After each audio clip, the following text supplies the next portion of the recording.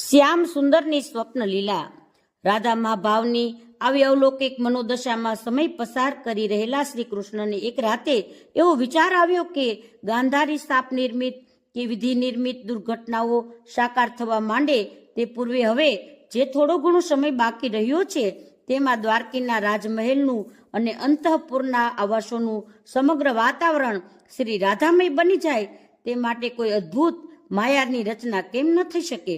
દ્વારકાના રાજમહેલ નિવાસી પ્રત્યેક વ્યક્તિના રોમ રોમ સુરમ્ય વ્રજભૂમિના રોમાંચક સ્મરણોથી ભીંજાઈને તરબત થઈ જાય તો સારું કોઈ દિવ્ય લીલાનું આવિર્ભાવ કેમ ન કરી શકાય.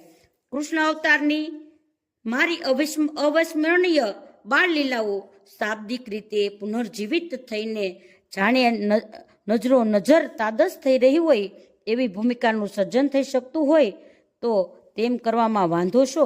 અને યોગેશ્વર શ્રી કૃષ્ણે મનમાં જ્યાં આટલો વિચાર જ કર્યો ત્યાં તો સદાય એમની ઈચ્છા વશવર્તીની યોગ માયાએ પોતાની દિવ્ય માયા શક્તિનો એવો પ્રબળ પ્રભાવ પ્રસારિત કર્યો કે દ્વારકાના રાજમહેલમાં નિવાસ કરતા શ્યામ સુંદરના તમામ સ્વજનો જ નહીં, ખુદ રાધા રમણ ઘનશ્યામ પોતે પણ માયાવી પ્રભાવના પ્રવાહથી ભીંજાયા વિના ન રહી શક્યા.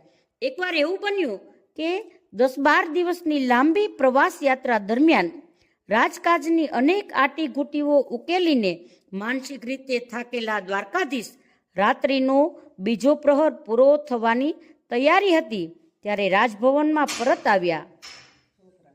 અત્યારે ભોજન કરવાની ખાસ રુચિ ન હતી અને લાંબી મુસાફરીનો થાક પણ લાગ્યો હતો એટલે સીધા પટરાણી રૂકમણીના અવાસે પધાર્યા. હાથ પગ મોં ધોઈ શયન વસ્ત્રો પરિધાન કરી થોડું દૂધ પીને પ્રભુ એમના શયન કક્ષમાં ચાલ્યા ગયા. આ બાજુ અન્ય 7 રાણીઓને જેવા સમાચાર મળ્યા કે સ્વામીનાથ ઘેર પધાર્યા છે એટલે એમનું ક્ષેમ કુશળ જાણવા અને મુખારવિંદના દર્શન કરવા સત્યભામા, જામવતી, કાલિંદી, મિત્રવિંદા, ભદ્રા, સત્યા અને લક્ષ્મણા ઝટપટ પોતાના આવાસમાંથી નીકળીને સીધી કૃષ્ણ ભવન તરફ ચાલી નીકળી.